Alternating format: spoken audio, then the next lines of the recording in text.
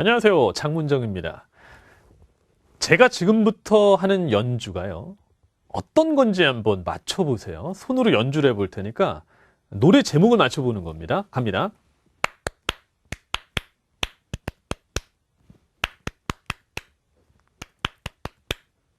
보게요. 예. 장윤정의 어머나입니다. 맞추신 분. 옆에 분들 한번 보십시오. 전멸일 겁니다. 근데 놀라운 것은 저는 야, 이거 못 맞추겠어? 라고 생각을 한다는 거죠. 학교종이 땡땡땡이면 학교종이 땡땡땡이라고 얘기를 하고 하면 이제는 압니다. 근데 잘 모를 수 있대요. 떴다 비행기. 이 실험이요. 그 엘리자베스 뉴튼이라는 사람이 스탠퍼드 대학에서 이 간단한 실험으로 심리학 박사 학위를 받았습니다. 뭐냐면 두 개의 집단으로 나눠서 하나의 집단은 지금처럼 이렇게 연주를 합니다. 120곡을. 조건, 겁나게 쉬운 노래. 연주하면 다 아는 거. 뭐 애국가나 생일 축하곡 중에 되게 쉬운 노래. 다른 집단은 그 노래 제목 맞추는 겁니다. 어떻게 됐을까요? 이렇게 손뼉을 치거나 두드리는 사람은요.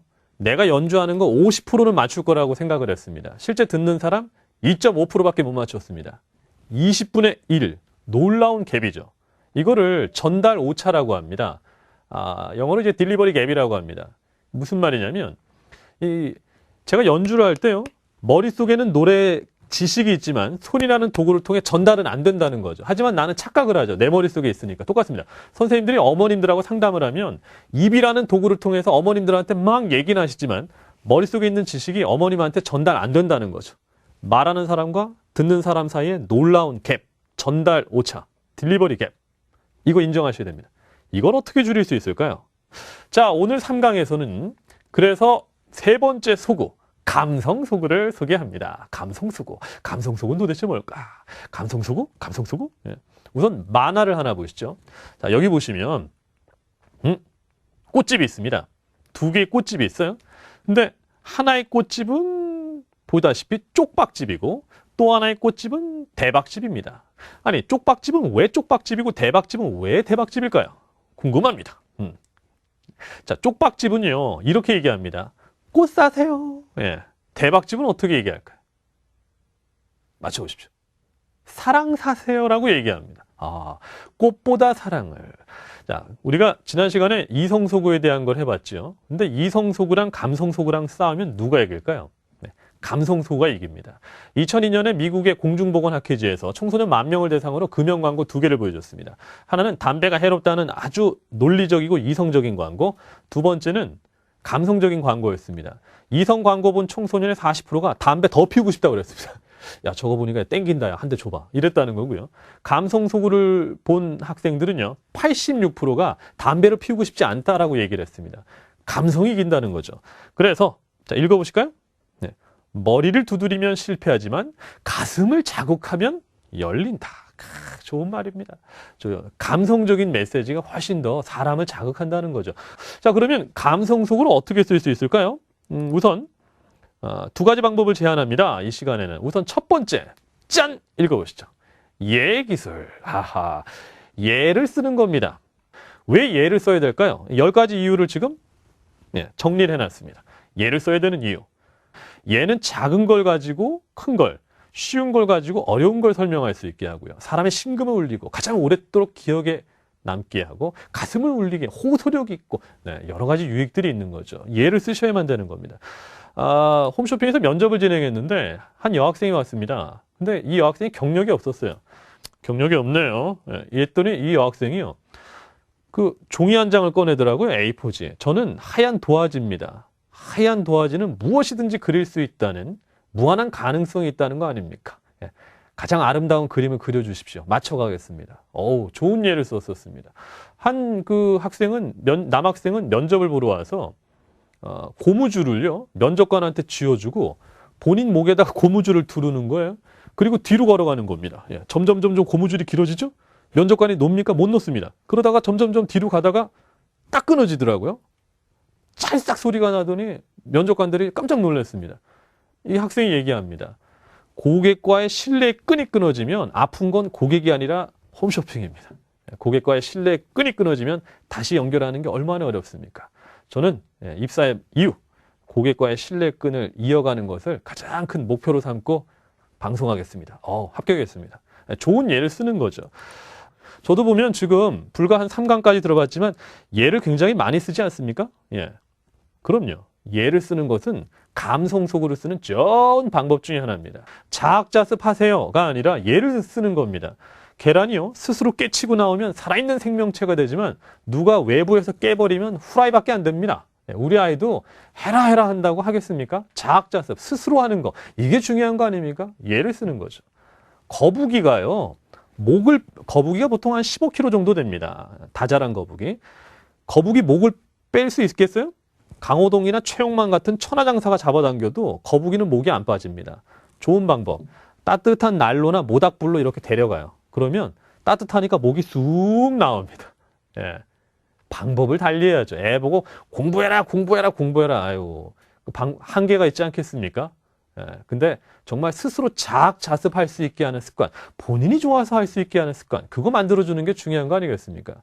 물고기 잡을 때요, 이게 일이 되면 어부가 되고, 이게 즐거움이 되면 레저가 되고 낚시가 되는 거 아니겠습니까? 아이도 공부해! 하면 공부가 되겠지만, 이건 즐거움이고 놀이고 독서고 취미고, 이래야 아이가 스스로 할 수 있는 거 아니겠어요? 예. 예를 쓰는 겁니다. 예. 예 쓰는 건 참 중요한 거죠. 문득 생각이 난 건데, 사과씨가요, 얼마나 줄 아십니까? 네. 볼펜 10만 합니다. 사과씨는 굉장히 작습니다. 근데 요 씨가 얼마나 많은 열매를 맺는 줄 아십니까? 사과의 종류는 전 세계적으로 8,500종인데 사과 씨앗 하나가요, 해마다 사과 상자로 20상자씩 85년 동안 열매를 맺습니다. 씨앗 하나가. 씨앗의 힘이 그렇게 대단합니다. 우리 아이들은 지금 그런 씨앗 같은 존재 아닙니까? 어떻게 가꾸고 물 주느냐에 따라 우리 아이가 얼마나 많은 열매를 맺을 수 있을지. 어머님, 지금 아이한테 물 주고 가꾸는 게 아이의 놀라운 열매를 산출하는 겁니다. 예를 쓰는 거죠. 그죠? 저 씨 얘기가 나왔으니까 말인데 대답해 보세요. 씨는 씨앗이 중요합니까? 토양이 중요합니까? 씨앗이 중요하다. 토양이 중요하다. 예, 지금 손든 분들이 정답이죠. 예를 들어 아무리 좋은 씨앗이라도요, 자갈밭에 던지면 고사되고 맙니다. 모래밭에 던져보세요. 콘크리트 던져보세요. 토양이 중요한 거죠. 자, 우리 아이는 지금 씨앗입니다. 근데 공부하는 환경, 그 토양을 만드는 건 부모의 몫인 거죠. 좋은 환경을 만들어 주십시오. 웅진과 함께 하는 겁니다. 예를 드는 거죠. 아이고 좋다. 예. 자, 예를 쓰는 것은 감성 속으로 쓰는 좋은 방법이라고 그랬죠. 그렇다면 이제 두 번째 방법을 소개해 드리도록 하겠습니다. 짠! 경험담을 전하라. 이것도 감성 속으로 쓰는 좋은 방법 중에 하나입니다. 숨도 쉬지 말고 대답해 보세요. 아놀드 슈왈츠제네거 하면 딱 떠오르는 이미지. 근육입니다. 놀라운 근육이죠.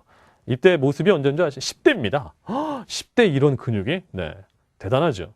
이 사람이 나중에 뭐가 되죠? 네, 주지사가 됩니다. 자, 이제는요, 아놀드의 더 어릴 때 사진이 하나 나올 겁니다. 한 4살 정도 꼬마일 때. 자, 10대 후반에 벌써 몸이 저 정도였으면 한 4살 요럴 때 꼬마일 때 몸이 어땠을까요? 애일 때도 막 이러고 다니지 않았을까요? 놀라운 사진을 보고 계십니다. 자, 이게 지금 4살 때 사진입니다. 이 가느댕댕한 앙상한 팔에 이 힘없이 뉘어있는 이 아이가 불과 얼마 뒤에 저런 엄청난 몸의 소유자가 됩니다. 옆에 이 안고 있는 이 엄마, 딱 봐도 엄마죠? 아놀드 엄마입니다. 엄마의 직업이 뭔지 아십니까? 거지입니다, 거지. 이 사람이 나중에 주지사가 됐을 때 연설을요, 감성 속으로 잘 썼습니다. 본인의 경험담을 얘기했습니다. 엄마의 직업이 거지였거든요. 근데 그냥 거지가 아니고 좀 지능이 떨어지는 거지였어요.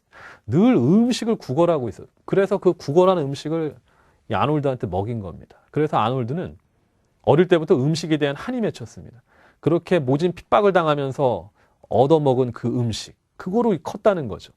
이 아놀드가 주지사가 됐을 때 이성적으로 나는 우리 주위에서 이러한 활동을 해서 이러한 성과를 이런 얘기하지 않았습니다. 이 사진을 공개하면서 얘기를 했죠. 저의 불우했던 어린 과거입니다. 저희는 거지였습니다. 제가 주지사가 되고 싶은 거는 저희 개인적인 야망과 욕심 하나도 없습니다. 아니, 거지였던 사람이 어떤 명예를 얻겠다고 이 자리를 나서겠습니까? 저의 주지사가 돼야 되는 이유 하나, 우리 주에 사는 단 한 명의 아이도 나처럼 이렇게 커서는 안 되기 때문입니다. 어때요? 진정성이 느껴집니까? 그럼요. 예, 감성소가 되나요? 그럼요. 예, 개인의 경험담을 얘기하는 거죠. 저도 교육문화상품 방송을 참 많이 했는데요. 예, 그런 경험담을 한번 그 상품평에 있는 거를 읽어드렸는데 반응이 진짜 좋았습니다. 맞벌이 하는 부부였거든요. 정말로. 예, 장사를 하시는 분이었는데 너무 장사만 하고 애 교육은 관심은 없어요. 근데 계속 꾸준히 시키긴 했어요. 영어 시켰어요. 애가 뭐 잘하는지 못하는지 알 게 뭡니까? 근데 이제 하나보다 했죠. 그러다가 몇 년 만에 가족끼리 호주로 여행을 떠났습니다. 근데 엄마 아빠가 좀 배움이 좀 낮습니다. 말 한마디도 못하는 거죠. 근데 애가 듣더니 이해를 하고 엄마 아빠한테 얘기를 해줘요. 이게 어떻게 된 거야? 그다음부터 점점 애한테 의지를 하더니 나중에는 애가 거의 동시 통역사가 되는 겁니다. 애한테 막 얘기하는, 야야, 이거 한번 입어봐도 되는지 물어봐. Can I try it on? 야야, 이거 남은 거 좀 싸달라고 그래. Wrap it up, please. 애가 대신 얼마나 편했는지 모른다는 거죠. 그러면서 어머님이 했던 말, 애한테 투자한 거 하나도 안 아까웠다. 예. 우리 아이가 앞으로 글로벌 인재가 돼서 전 세계 어디로 가도요, 당당하게 그들하고 어깨를 걸을 수 있는 거 지금 투자하는 거죠. 자, 경험담을 얘기해 주는 거죠. 상품평도 많을 거고, 관리하시는 많은 아이들이 있을 겁니다. 좋은 경험담들, 나의 경험담, 우리 이웃의 경험담, 나의 고객들의 경험담, 애들의 경험담, 예. 많이들 보여주십시오. 활용하시면 감성소가 될 겁니다. 자, 이렇게 해서 오늘 감성소구는 예기술 그리고 경험담을 전하라 두 가지를 해봤습니다. 끝으로 한 말씀. 볼링 좀 치세요. 저 볼링을 칠 때요, 보시는 것처럼 볼링 핀은 총 10개입니다. 첫 줄에 하나, 두 번째 줄에 2번, 3번, 세 번째 중에 4번, 5번, 6번, 그 다음에 7번, 8번, 9번, 10번. 자, 이 볼링공 중에 어느 거 맞으면 다 넘어집니다. 몇 번일까요? 맨 첫 줄에 1번? 아닙니다. 두 번째 줄에 2번이나 3번? 아닙니다. 세 번째 줄에 가운데 있는 5번만 맞으면 다 넘어집니다. 이거를 킹핀이라고 합니다. 이 마케팅에서도 쓰이는 용어입니다. 그래서 옆으로 살짝 들어가서 5번 공만 맞아지면 다 넘어진다는 거죠. 경제학에서도 쓰이는데요, 상대편의 급소를 얘기합니다. 탁 찌르면 퍽 쓰러지는 급소. 네, 우리 고객들의 급소를 알잖아요. 어떤 부분을 공략해야 될지, 그걸 가장 급선무로 해서 그걸 집중적으로 공략하는 것이 사실 세일즈의 기본이자 상담 영업을 키우는 좋은 방법일 겁니다. 킹핀 효과라고 부르죠. 네. 자, 장문정이었습니다. 고맙습니다.